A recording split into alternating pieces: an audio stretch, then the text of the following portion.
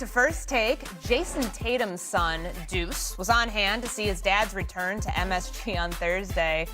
Oh man, little guy struggling while eating Sour Patch Kids at the game. Just like every 8-year-old, they need to be sugared up to enjoy anything. First they're sour, then they're sweet. It doesn't look like Deuce got to the second part of that guarantee. You look like you enjoyed candy. Yeah? Back in a previous life, yeah. Your face was there. I want to get your face was showing me that. David, you look like you don't enjoy this. Why? First of all, as a parent, I don't know what time that boy's bedtime is, but I'm not giving no kid candy past like 8 o'clock. He'll be up till 2 o'clock in the morning. Second of all, this is the most important take of all. Objectively, candy is disgusting. All candies are disgusting, unless they're chocolates. You got 2 buckets here. You got chocolate and you got candy. So we're going chocolate, M&M's, Snickers, Butterfingers, all good. Other candies, Skittles, Twizzlers, all that, it's disgusting. Makes my head hurt a little bit. Maybe it's a sugar rush. I don't know what it is. Get candy up out of here. When it's Halloween time, give me all the chocolates. Get the candies up out of here. No candy. Thumbs down for candy. That's the hottest take. I know people think that some of this stuff is scripted. I got nothing. I have never heard anything so idiotic. Now, I'm not a fan of Twizzlers. But like, which is candy? Skittles. No. Some like, don't get me wrong, Peeps. I'm not a fan of Peeps. Peeps are for terrorists. Just naming disgusting you know what I mean? candies. But my point. Thank you very much. But most other things I stay away from for my health because I'm getting older. But candy ain't disgusting. You want some? We got some sour candy here. Don't tempt me. I mean, absolutely not. Perk, if you were here, I've got some sour candy for you. First of all, my body is a temple. I'm not going to touch those things at all. At all. Perk, what do you think about candy? David, sour candy. David, listen, I love food, candy, ice cream, whatever falls under that category. As you can see, I love it. David, that was one of the most asinine things I've ever heard you say. Candy is disgusting outside of chocolate. You mean to tell me you talk about Skittles? Starburst? Thumbs down. Thumbs down. Pink ones? Disgusting. Right. The yellow Ew. Thumbs down. Thumbs down. Get it out of here. Get it out of here. Where you from? Where are you from? Jacktown, Mississippi, Where are baby. you from? That's where I'm from. We eat M&M's, Snickers, Butterfingers, Milky Way, all the chocolates, all the way down. If it goes in the blizzard, I can eat it. If it's candies, get it up out of here. Courtney, let's go. I'm not taking food takes a man that eats a well-done steak. I'm not taking it. I feel like I'm having a Deuce Tatum reaction. Well-done steak? Perk's a well-done man. All right, speaking of Tatum, Deuce's dad, Jason, obviously playing at Madison Square Garden last night for the first time since rupturing his Achilles in Game 4 of the East semifinals last season. However, his 24 points last night in his return, not enough to overcome a 15-point fourth quarter from Josh Hart that propelled the Knicks to a 112-106 win, which keeps New York as a 3 seed in the East and sets up a potential semifinal playoff matchup between the teams. Knicks finished 3-1 against the Celtics this season, just the second time in the last 10 seasons that New York beat Boston 3 times in a season. The other one obviously coming 2022, 2023. And a major factor in all of this has been the three-point shooting, as the Knicks have shot 41% from 3 compared to Boston's 30% behind the arc. I'm still struggling. I know you need some water or something. I'm just like, it's stuck in my tooth right now. And I was really trying to get through that without stopping. Yeah, exactly. Chocolate would melt. David, who would have the edge in a potential playoff rematch here? Would it be the Knicks or the Celtics? It would be the Celtics. I don't think the gap is as wide as we thought it was last season, but I still think the Celtics are favorites here because you can't overstate what happened without Jaylen Brown last night. I think one of the benefits for the Celtics is Jason Tatum learned firsthand what his capabilities are and what the extent of those capabilities are, which is he cannot carry that Celtics team offensively yet in the way that he could in the past. When you look at the end of that game, we trying to tie the game up, he drives on Karl Anthony Towns, just does not have the legs to finish that shot, which kind of helps Jason Tatum further understand where he is as a second option, which is a guy who can get the rebounds, who can get the assists, and then allow Jaylen Brown to come in and be the MVP that he usually is. And I think when Brown back in the lineup, being a two-way defender also can help them defend some of those actions that the Knicks did down the stretch. I think this is going to be a long series, but I will favor the Celtics to win this series. Perk, you look annoyed. I don't know whether it's just you're still marinating on David's candy take, but what's the reaction? Because he's tripping right now. He's talking about last night proved to us that Jason Tatum can't carry a team. Did we not see about 10 to 14 days ago when he walked into Charlotte and handed them an L? I believe he had a 32-piece wing dinner, all flats, without Jaylen Brown, no Derek White, and got that win. I mean, what are you talking about, bro? He had an off shooting night. His mental was all over the place. I have to remind you, David, that this was the same arena that he tore his Achilles on. So all this comes into play as he's walking into Madison Square Garden. But you know the thing that stood out to me is the other areas. Forget that he didn't shoot the ball well. The 13 rebounds, the 8 assists. Like, those are the other things. If he didn't have his legs, he's damn sure not going up there and going to get 13 boards. And again, Courtney highlighted it when we started. She said how many double-doubles he's had this year since he's returned? 10. Is it 10? 10 in 16 games. I mean, what else can you ask? I agree. I agree. He is going to be the Robin to Jaylen Brown. I do still give the edge to the Boston Celtics. If they match up or when they match up in the postseason, I believe that the series is going to go 7 games. But the Celtics have home court advantage, and we know how hard it is to win in Boston. And with Jaylen Brown playing at the level that he's playing at right now, I just still give the edge to the Boston Celtics. Plus, they still have the most championship experience out of all the teams in the Eastern Conference. Perk, you know I love you, big dog.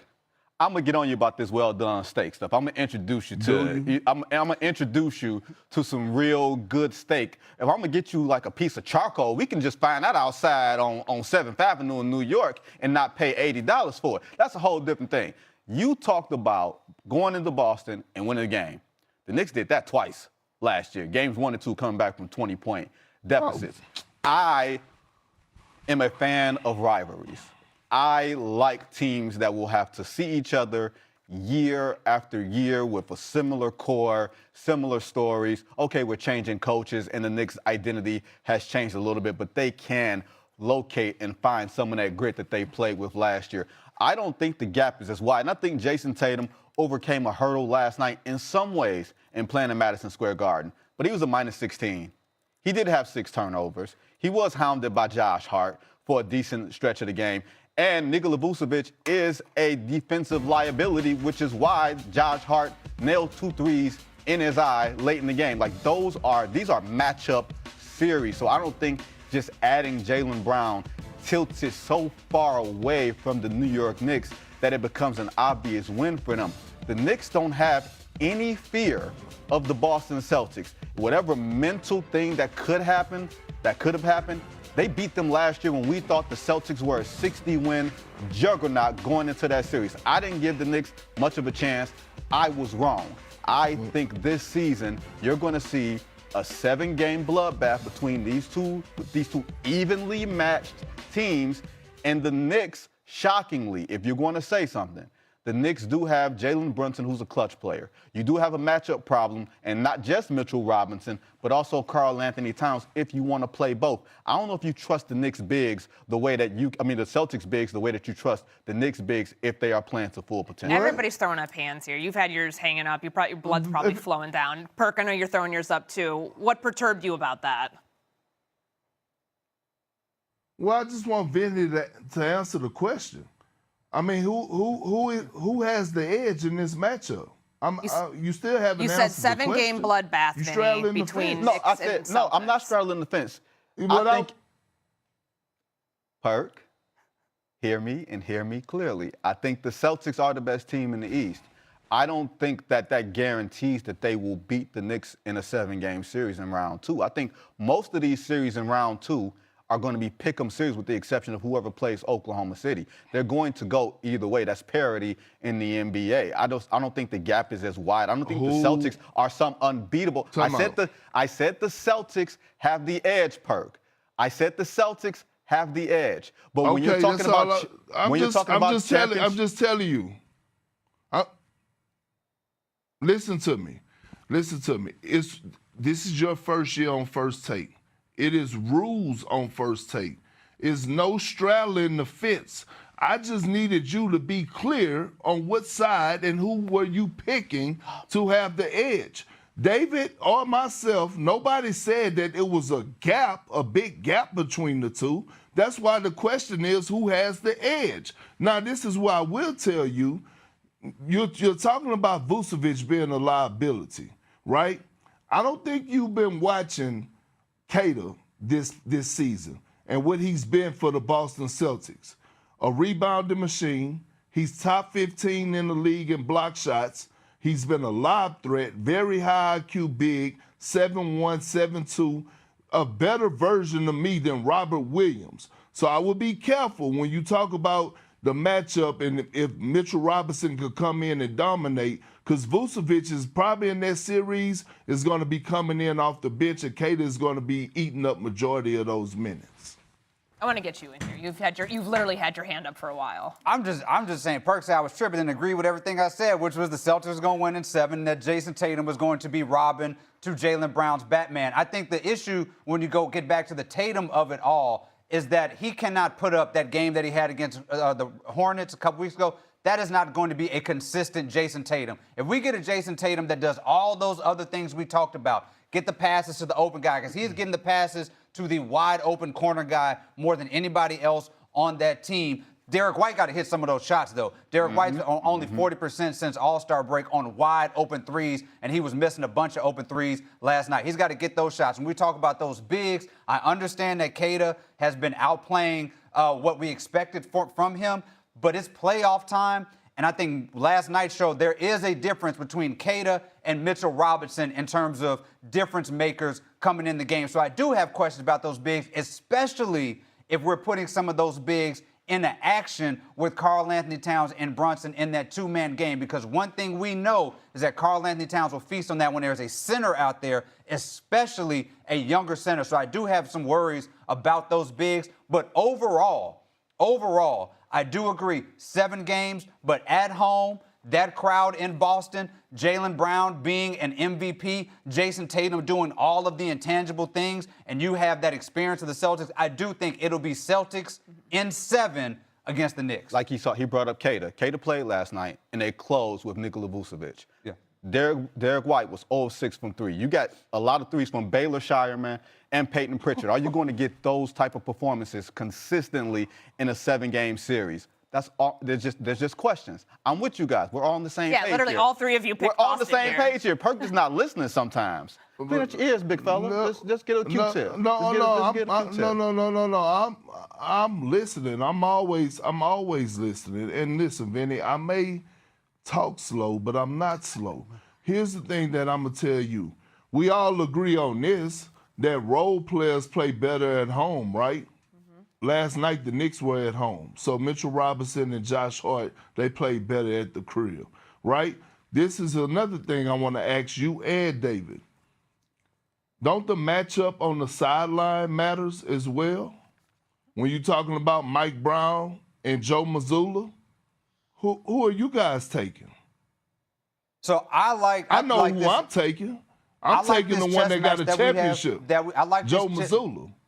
I like this chess match that we have between the two. I think it's an even matchup coaching-wise. Mike Brown does not have a head coaching championship, but you got to remember, he coached that Warriors team in the finals when Steve Kerr was out. He was basically the head coach for most of that time, and they are playing chess when it comes to Mike Brown offensively and Mazzulla defensively. I think these coaches are neck and neck, and we are undervaluing Mike Brown a little bit too much. All right, real quick, Vinny. No, I agree. I think Joe Mazzulla is a fantastic coach outside of all the tricky things and everything else. And I think Mike Brown has learned this team as this season has gone on. I don't think he's being overmatched on the sideline. Okay, we'll leave it here. Victor Wembanyama has looked unstoppable this season. Perk took it a step further, saying Wemby is unguardable on offense. But is he right?